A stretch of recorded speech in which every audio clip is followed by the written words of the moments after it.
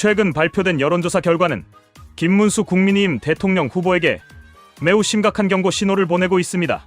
보수의 심장으로 불리는 대구 경북 TK 지역에서조차 김문수 후보의 지지율이 50% 아래로 떨어졌으며 부산 울산 경남 PK 지역에서는 이재명 더불어민주당 후보와의 격차가 오차 범위 내로 좁혀졌습니다.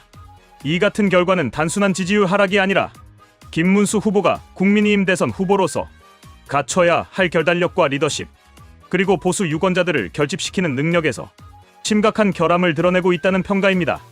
김문수 후보의 현재 위기는 단순히 외부 요인이나 구도 때문이 아니라 그 자신이 보여준 태도와 정치적 판단력 부족에서 비롯된 측면이 큽니다.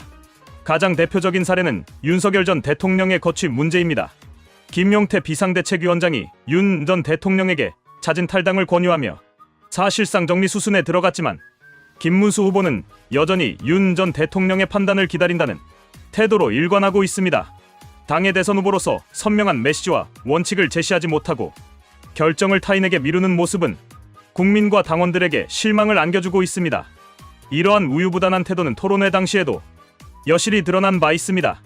김문수 후보는 당내 대선 토론회에서 한덕수 전 국무총리와 단일화를 하겠다고 선언하며 한동훈 후보를 꺾고 승리하였습니다. 당시 이 같은 결단은 많은 보수 유권자들로부터 전략적 승부수로 평가받았지만 결국 단일화는 이루어지지 않았습니다. 이는 김문수 후보가 정치적 약속을 책임 있게 이행하지 못하고 말뿐인 결단으로 여론을 호도했다는 비판을 받게 되는 원인이 되었습니다. 말만 하고 행동으로 옮기지 않는 정치인은 신뢰를 잃을 수밖에 없습니다. 대선이라는 국가의 미래가 걸린 중요한 무대에서 이러한 리더십의 부재는 치명적입니다. 더 큰 문제는 김문수 후보가 스스로의 정치 철학이나 전략 없이 주변의 말에 지나치게 휘둘린다는 점입니다. 후보로서 중심을 잡지 못하고 비서실장이나 캠프 관계자들의 판단에 의존하는 듯한 모습을 보이며 독립적인 정치인으로서의 자질에 심각한 의문을 남기고 있습니다. 특히 한동훈, 홍준표, 안철수 등과 같은 당내 경쟁자들과의 비교해서 김문수 후보의 리더십과 추진력은 현저히 떨어지는 것으로 평가되고 있습니다. 실제로 한국갤럽이 실시한 여론조사에서 김문수 후보의 지지율은 29%로 처음으로 이재명 후보에게 과반을 허용하며 지지율 격차가 20% 이상 벌어졌습니다. 지역별로 살펴보면 김 후보가 가장 높은 지지를 받아야 할 TK 지역에서조차 48% 지지에 그쳤으며 이재명 후보가 34%로 추격하고 있습니다. PK 지역에서는 김 후보가 39%를 얻으며 이재명 후보 41%와 사실상 경합을 벌이고 있는 수준입니다. 김문수 후보의 비서실장인 김재원 전 최고위원조차 대구 경북에서 투표율 80%, 득표율 80%를 얻지 못한다면 이번 대선은 난관에 봉착할 것이라고 인정하며 우려를 표명하고 있습니다. 전통적인 보수 텃밭에서조차 결집력이 떨어진다는 것은 김문수 후보가 보수의 상징성마저 상실하고 있음을 의미합니다.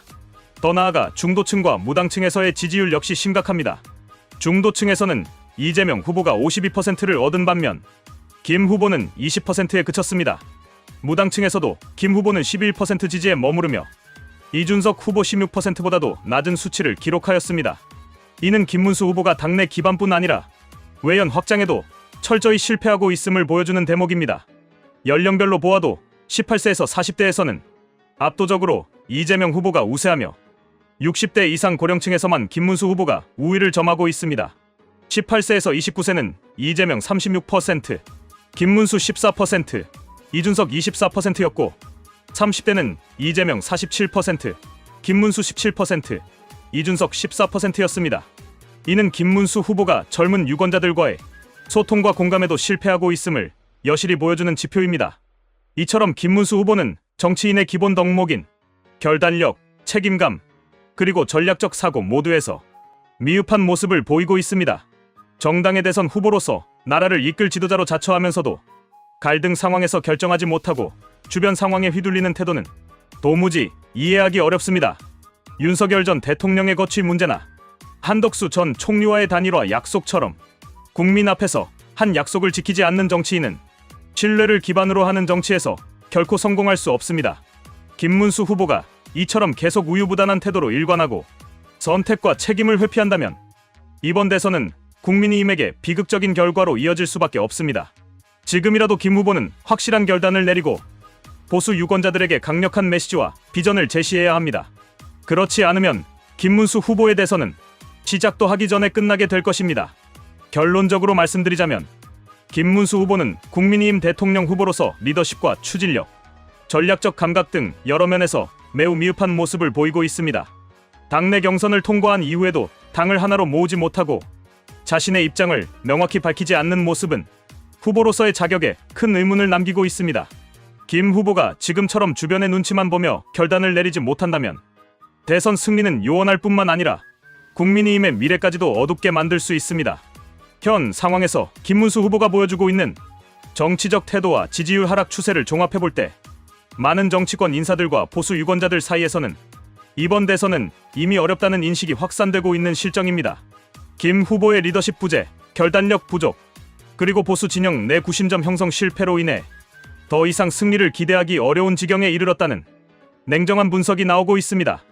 이번 대선을 포기하고 차라리 한동훈 전 국민의힘 대표와 같은 인물과 함께 중장기 전략을 도모하며 내년 총선을 통해 국회 주도권을 탈환하는 것이 더 현실적인 판단인 것 같습니다.